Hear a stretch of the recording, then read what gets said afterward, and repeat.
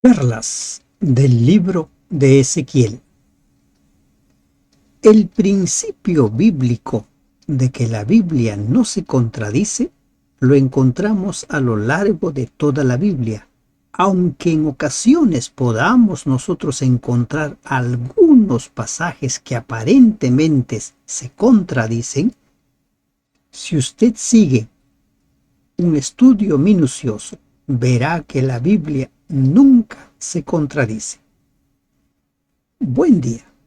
Damos gracias a Dios porque nos permite una vez más ingresar al estudio de las perlas del libro de Ezequiel. En esta ocasión buscaremos las perlas del capítulo 24. ¿Qué perlas, qué enseñanzas para nosotros encontramos en este capítulo? Parábola de la olla hirviente. Es el mensaje de los primeros 14 versículos de este capítulo 24. Vino a mí palabra de Jehová en el mes noveno, en el año noveno, en el mes décimo, a los 10 días del mes, diciendo: año noveno del cautiverio de Joaquín. Recuerden, este es el cómputo que maneja Ezequiel. Estamos hablando del año 589-588 antes de Cristo. Y miren, esta es la misma fecha que aparece en Segunda de Reyes 25:1, en Jeremías 39:1 y 2 y en Jeremías 52:4 y 5. Es evidente que después los judíos observaron esta fecha como día de ayuno, porque en los días de ayuno anuales figura esta fecha. ¿Y qué encontramos aquí?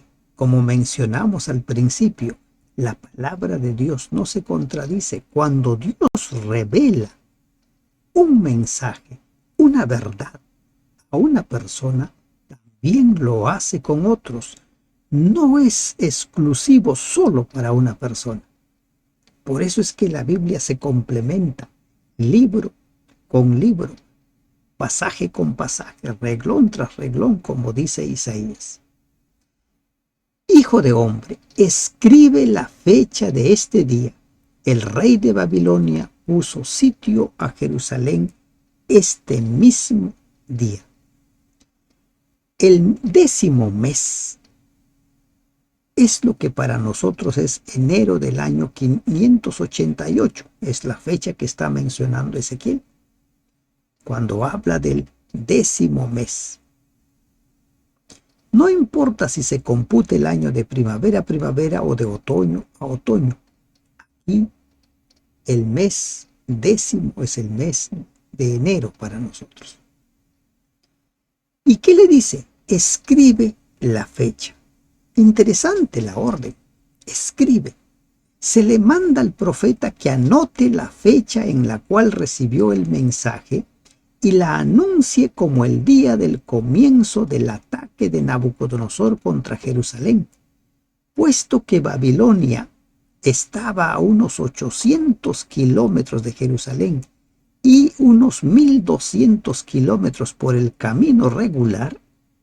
Difícilmente podemos pensar que a Ezequiel alguien le dio la noticia, ¿verdad?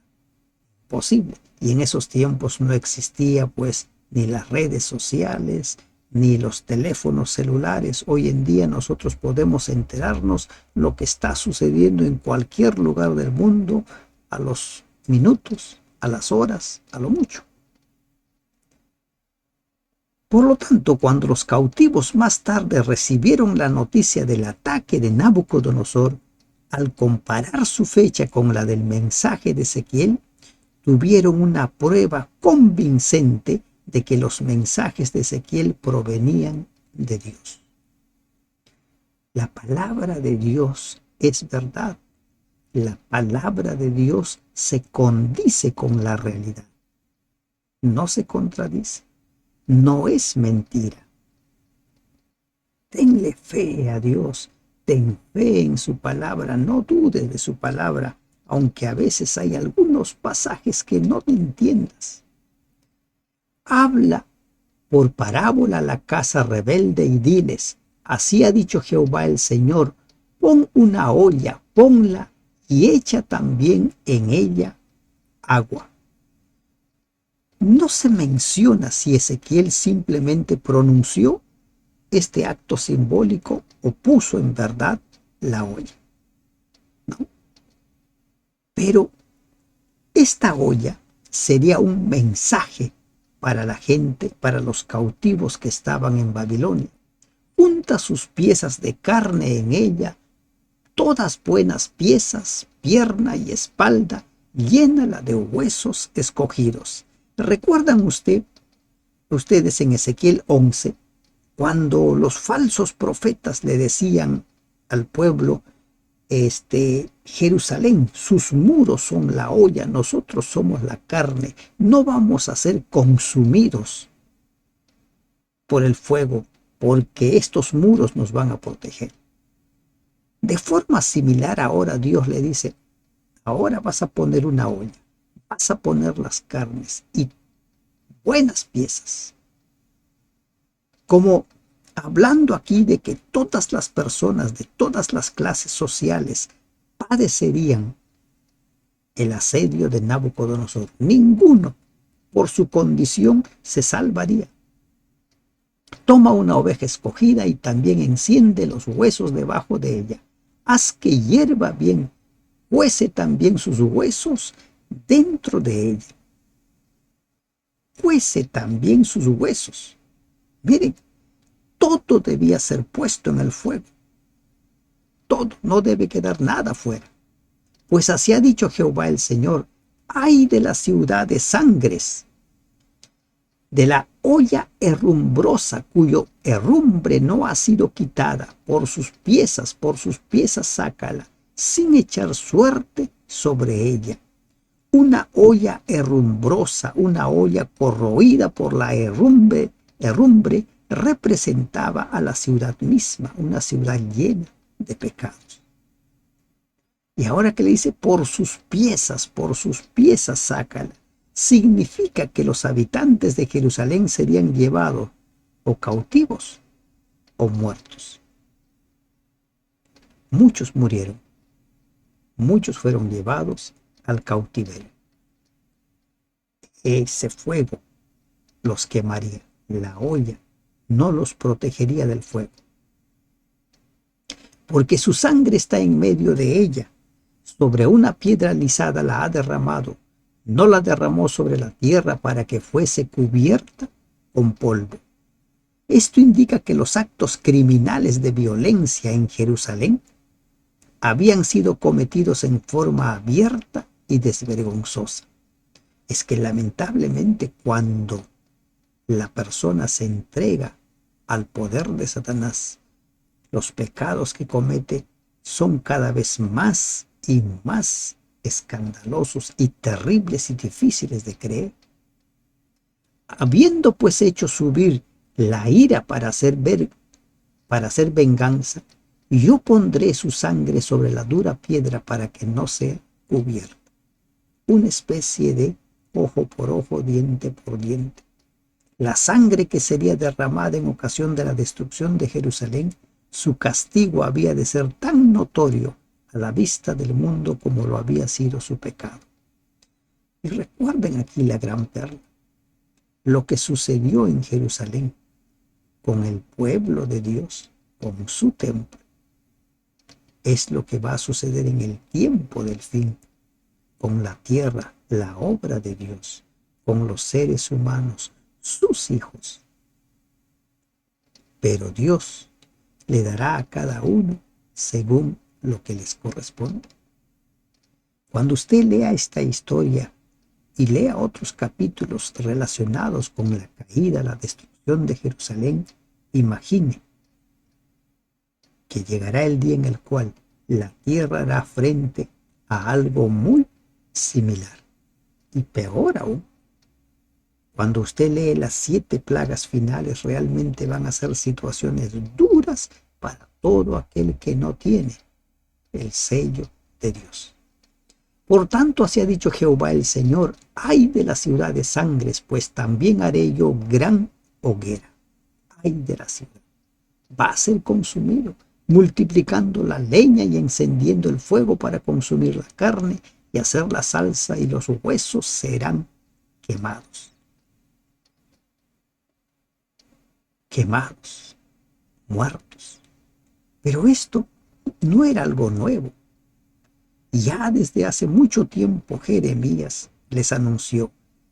Isaías mismo, siglo y medio antes, les anunció cómo sería el triste final si es que se mantenían allí en sus pecados. Asentando después la olla vacía sobre sus brasas para que se caldee y se queme su fondo y se funda en ella su suciedad y se consuma su herrumbre. Ahora habla de olla vacía, la ciudad sin sus habitantes. El fuego debe seguir hasta que se haya consumido la herrumbre, la ciudad misma sería destruida. Se señala la ineficacia de esfuerzos anteriores realizados para lograr una reforma y se indica que los castigos inminentes serían seguros y completos. Cuando los llamados de amor, de misericordia, no hacen efecto, vienen las pruebas de fuego. A ver si así despertamos, ¿no? A ver si así despertamos. No hay una sola razón por la cual nosotros somos sometidos a pruebas. Puede ser para que despertemos, puede ser para que se desarrolle nuestra fe, puede ser consecuencia directa de nuestros actos. En vano se cansó y no salió de ella su mucha herrumbre, solo en fuego será su herrumbre consumida. Solo en fuego. Solo cuando se pasa por esa prueba de fuego puede ser purificada. Y como venimos mencionando, en Israel, en Jerusalén, nunca más se volvió a levantar un ídolo. En tu inmunda lujuria padecerás, porque te limpié y tú no te limpiaste. De tu inmundicia nunca más te limpiarás hasta que yo sacie mi ira sobre ti. Te limpié, te ofrecí perdón, te ofrecí limpiarte, no quisiste. Rechazos, rechazos. Y los rechazos tienen un final. La gracia tiene un final. Yo Jehová he hablado, vendré y yo lo haré. No me volveré atrás, ni tendré misericordia, ni me arrepentiré según tus caminos, y tus obras te juzgarán, dice Jehová el Señor. Miren lo que dice acá. Yo Jehová he hablado, vendrá y yo lo haré. Dios se presenta como que Él mismo va a ejecutarlo. Pero sabemos nosotros, por los registros bíblicos e históricos, que fue Nabucodonosor con su ejército el que hizo todo esto. Pero Dios dice, yo lo voy a hacer. ¿Por qué? Porque lo que sucede como consecuencia de nuestros pecados, en su palabra lo encontramos como que Dios lo hace. ¿Cómo estamos nosotros preparándonos para aquel gran día, para el encuentro con nuestro Señor? ¿Estamos aprovechando cada momento o la estamos descuidando? Del versículo 15 en adelante viene otro mensaje. Muerte de la esposa de Ezequiel. Aquí comienza otra sección, ¿no? Y este mensaje es un tanto extraño. Hay cosas que a nosotros nos parecen extrañas cuando leemos en la Biblia. Por ejemplo, que el pez se haya tragado a Jonás y que haya estado allí, dice, 3 días, 3 noches, y que haya vivido. Es raro, extraño, humanamente imposible de creer. Y así vamos a encontrar nosotros muchas órdenes extrañas de Dios o cosas extrañas. Pero si Dios lo ha dicho, si Dios lo hace, es porque hay algo muy bueno para nosotros detrás. Hijo de hombre, he aquí que yo te quito de golpe el deleite de tus ojos. No endeches, ni llores, ni corran tus lágrimas. Dios le dice a Ezequiel, así como le dijo a Abraham, vas a sacrificar a tu hijo, a quien amas. Y aquí le dice a Ezequiel, voy a quitarte a la mujer que tú amas, al deleite de tus ojos. No se sabe cuál era la condición, el estado de salud de la esposa de Ezequiel. Algunos sugieren por ahí que pudo haber estado enfermo, pero la Biblia guarda silencio al respecto. Pero le dice a Ezequiel, no endeches, ni llores, ni corran tus lágrimas. Suponiendo que haya estado muy enferma la esposa de Ezequiel, aun cuando muere una persona que está muy enferma, si es un ser sumamente querido, amado por nosotros, es natural, es normal que sintamos pena, que lloremos, que estemos tristes. Pero aquí Ezequiel recibe una orden, le dice, no endeches, no llores, ni corran tus lágrimas. Aquí hay una gran pregunta. ¿De qué manera Dios maneja las emociones, nuestros sentimientos? ¿De qué manera espera que los manejemos? ¿De qué manera? Y miren, no son los sucesos los que nos afectan, no son las cosas que suceden lo que nos afecta, sino la forma como nosotros interpretamos. Y aquí Dios está desafiando a Ezequiel a mirar la pérdida, la muerte de su esposa, no como una pérdida, sino le está pidiendo que lo vea como un símbolo, como una señal, como un mensaje. ¿Se puede hacer eso? Sí se puede, pero no es tan sencillo. No es tan sencillo. Reprime el suspirar, no hagas luto de mortuorios, ata tu turbante sobre ti y pon tus zapatos en tus pies y no te cubras de rebozo ni comas pan de enlutados. ¿No? Comida fúnebre. No hagas nada alusivo a una muerte. Nada. ¿Y qué dice Ezequiel que hizo? Hablé al pueblo por la mañana y a la tarde murió mi mujer y a la mañana hice como me fue mandado. ¿Se llama reprimir emociones? ¿Reprimir sentimientos? No necesariamente, no se trata de reprimir, se trata de ver las cosas que nos sucedan de una manera diferente a la que estamos acostumbrados a ver. Me imagino a Ezequiel allí, en ese momento cuando muere su ser querido, no mirar como una pérdida, sino como una oportunidad para servir a su Dios, como una oportunidad para seguir las órdenes de su Dios. Como dice Job, ¿no? Yo sé que mi Redentor vive. O como dice el apóstol Pablo, yo sé en quién he creído. Aún en situaciones desesperantes, que normalmente suelen ser para las personas que no tienen esperanza, que no creen en Dios, esas situaciones pueden ser de esperanza, esas situaciones pueden ser motivos para aferrarnos y acercarnos más a Dios. Y aquí Ezequiel nos muestra que sí es posible mantenernos serenos, confiados y creer en Dios, seguir creyendo en Dios a pesar de que nos quita lo que más amamos. Y me dijo el pueblo, ¿no nos enseñarás qué significan para nosotros estas cosas que haces? Claro que llama la atención. ¿Cómo es que este hombre no llora? ¿Qué está haciendo? Y yo les dije, palabra de Jehová vino a mí diciendo, di a la casa de Israel, así ha dicho Jehová el Señor, he aquí yo profano mi santuario, la gloria de vuestro poderío,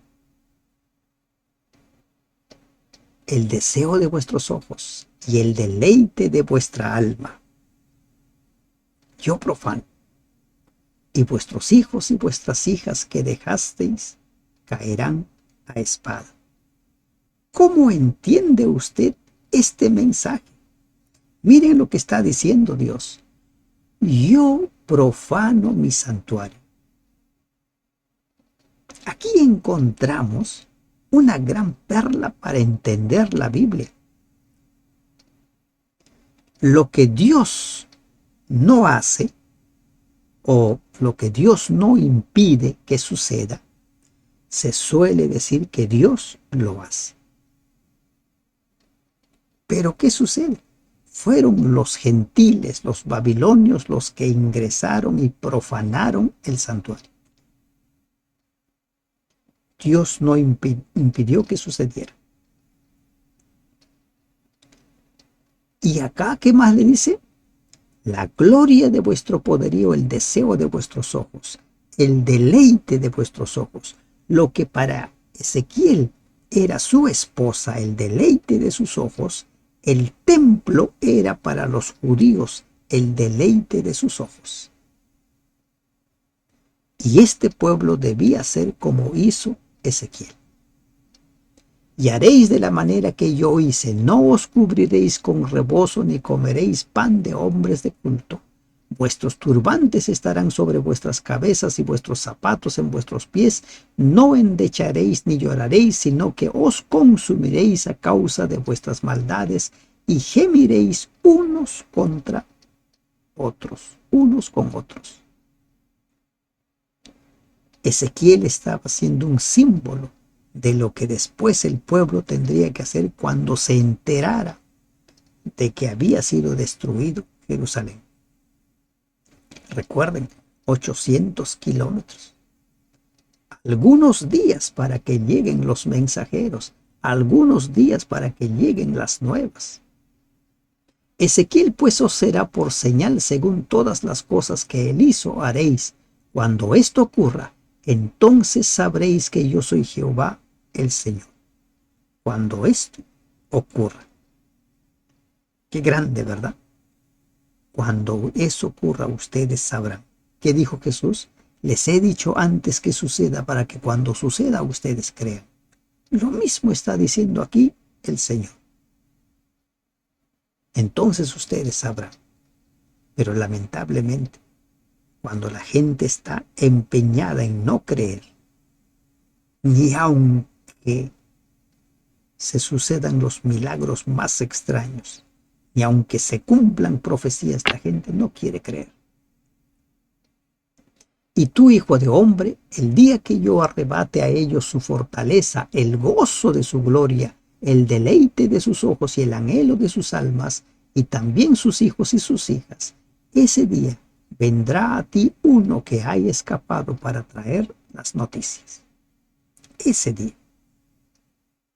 A Ezequiel Dios le dice, escribe la fecha en la que yo te estoy diciendo que ha sido sitiada Jerusalén.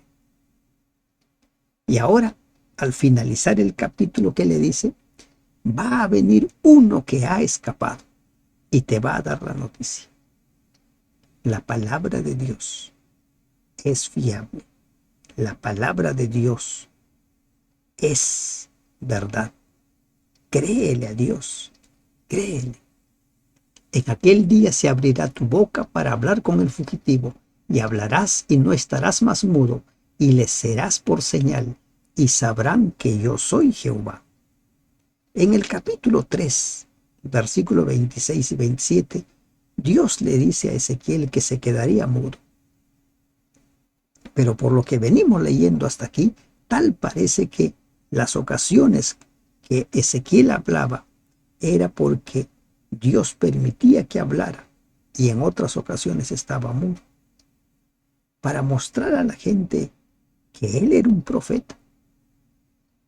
Pero en esta ocasión, cuando llegara esa señal, él recuperaría el habla completamente. y les serás por señal y sabrás que yo soy Jehová. La palabra de Dios, querido hermano, querida hermana, se cumple. La palabra de Dios es verdad. Hay órdenes extrañas en la Biblia. Créele a Dios. Hay cosas que no entiendes. Créele a Dios. Te pide Dios que hagas cosas extrañas, cosas raras que no entiendes. Cree en Dios. Mantente firme. Recuerda, Él ha prometido vida eterna. Él ha prometido un reino en el cual Él será nuestro Dios y nosotros su pueblo. Prepárate para el encuentro con tu Señor. Que Dios te bendiga. Amén.